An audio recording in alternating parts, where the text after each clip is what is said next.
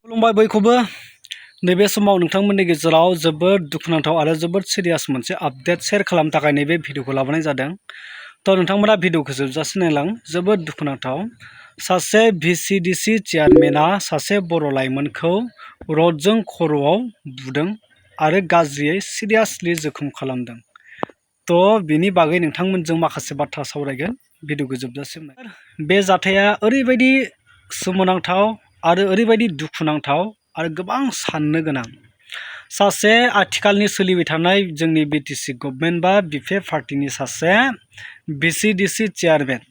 तो बिथाङा सोरनि अधिकार मोनखो, मा पावार लानानै, मा गोहो लानानै बिथाङा सासे बर' लाइमोनखौ रडजों खर' बुखावनाय, बेबो गारियाव थांनानै सिखा रड लानानै गुन्दागिरि खालामनाय आखल।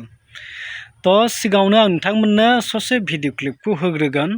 माबायदि सासे चेयारमेना माबायदि इसेबां उभद्र आखु दिन्थिदों नोंथांमोना एसे नायनानै लाग्रो भिडिअ क्लिपखौ। ভুল করে ইয়ে দম দেখাল কম্প্রোমাইজ করিম কই আছে আমি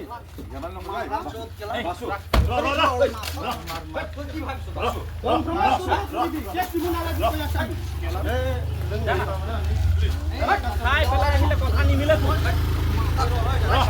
খাই আহিলে কথা নিমিলে তো নিতাত্মক মই কম্প্রোমাইজ করিম আর যাবি না হসপিটাল দেখ লই যা না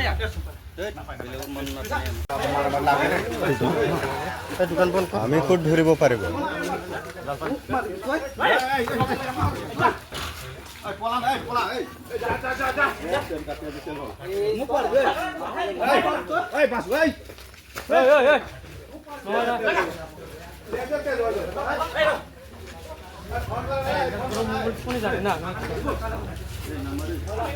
बेबायदि जायो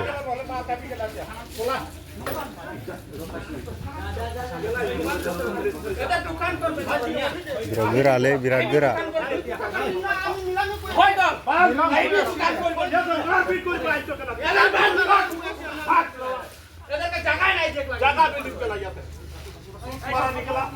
थारैनो नुबाय जाय गारिनिफ्राय रड बरनदों आरो हमथाब्लाबो हमथागनो हालायि बेफोरबायदि उभद्र खालामदों बेनो जाहैबाय चेयारमेन। बे जाथायानो जाहैदों 39 नं 39 नं 5 नय सेरफां समष्टि लामाबारि VCDC नि चेयारमेन आरो फारसेथिं आसाम एसेम्बलि हिसाबै 17 नं माजबाद विधानसभा जायो चरण बर' सारनिनो समष्टि गोलैयो।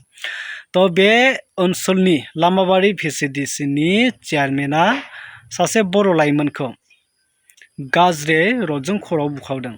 तो बे जाथाया मानि थाखाय जादों होनब्ला 15 आगस्ट खालि मोनसे जाथाय जादोंमोन जे 15 आगस्ट सुनिबार खालि लामाबारि मार्केट जायो। बे मार्केटआव बे सेंग्राया बाइकजों थांबाय थादोंमोन आरो बाइकजों थांबाय थानाय समाव सासे बङालि बुरै बेंगलि बुरैया हरखाबै बारस'ना होनायाव बे बङालि बुरैनियाव बेंगलि बुरैनाव माने सौग्रानायाव एसे जोखोम जायो। जोखोम जानायनि उनाव बेखौ माने ट्रिटमेन्ट सिटमेन्ट रायलायनानै गामिनि मानसिफोरजों रायलायलायनायखौ समाधान खालामखाबाय, सल्भ खालामखाबायमोन आरो बियो जखम जानाया एसे बाराखाय बेखौ गुवाहाटी हस्पिटालाव लांनांगोन होननायखाय बेखौ थिनहरनाय जाबाय आरो फैसा नांगौ होननायखाय हजोंनिफ्राय गुवाहाटीनिफ्राय फैसा बिहरदोंमोन। बेखौ रायलायनो थांनायावनो बै चेयारमेना गावनि माखासे दोलोफोरखौ लानानै गावनि गुन्दागिरिफोरखौ लानानै गारियाव रड सिखा लाना थांनानै ओरैबायदि आखल दिन्थिबाय थांनाय लोगो लोगो। नोंथांमोनाथ' भिडिअ क्लिपखौ नुबाय।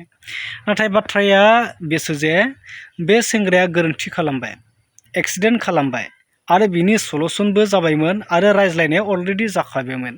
नाथाय बे चेयारमेना जे गावनि समष्टियाव गावनि एरियायाव गावनि ओनसोलावनो जानाय जे गावनि VCDC ओनसोलावनो जानाय गावनि न' खाथियावनो जानाय बे जाथायखौ थांनानै सासे दायित्व गोनां समाज सिबियारि बा ससियेल वर्कार हिसाबै बा सासे भिलेज डेभेलपमेन्ट काउन्सिलनि सोद्रोमा हिसाबै बै जाथायनि बागै बिथाङा सुलुद लानानै बे जाथायखौ बोरै समाधान खालामनो हागोन बे जाथायनि बागैसो बिथाङा सावरायहैनांगौमोन, बेखौ बुजायहैनांगौमोन। नाथाय बे चेयारमेना गावनि माखासे गुन्दा दोलोफोरखौ लानानै बुग्लुं बुसि खालामनानै बै सेंग्राखौ रडजों खर'आव बुख'बाय। अब्ला नायदो साननानै सासे चेयारमेन सासे गभर्नमेन्टनि सासे दायित्व गोनां सुबुङा जुदि बेफोरबायदि इसेबां उफद्र आखुनिब्ला बेबायदि चेयारमेना जुदि थायोब्ला समाजाव माबायदि मोजां खामानि मावनो हागोन, मा डेभेलपमेन्ट खालामगोन, समाजाव माबायदि सान्थि, माबायदि गोजोनखौ लाबोनो हागोन। थारैनो बेफोरबायदि सुबुंखौ दिनै बै गभर्नमेन्ट जायफ्रा पार्टि सालायनाय बैसोर मानो नायनानै थादों? तो बुंनो थाङोब्ला बेबायदि चेयारमेनखौ लोगो लोगो एक्सप्लइट खालामनांगौ, बेखौ जे चेयारमेन पदनिफ्राय लोगो लोगो एर'नांगौ, बख'नांगौ, नङाब्ला माथो राहा? दिनै बेफोरबायदि सुबुं थायोब्ला समाजाव माबायदि गुबुंले जागोन?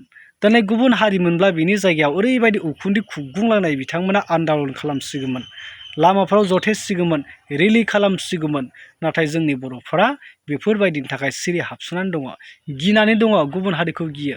गावजों गावब्ला हले बिराद नारा नाथा जुजिलायगोन, दम होलायगोन, धमकी दाबि खालामलायगोन। नाथाय गुबुन हारिजों दाउसा मावरिया बायदि हाबसोनानै थायो बर'आ।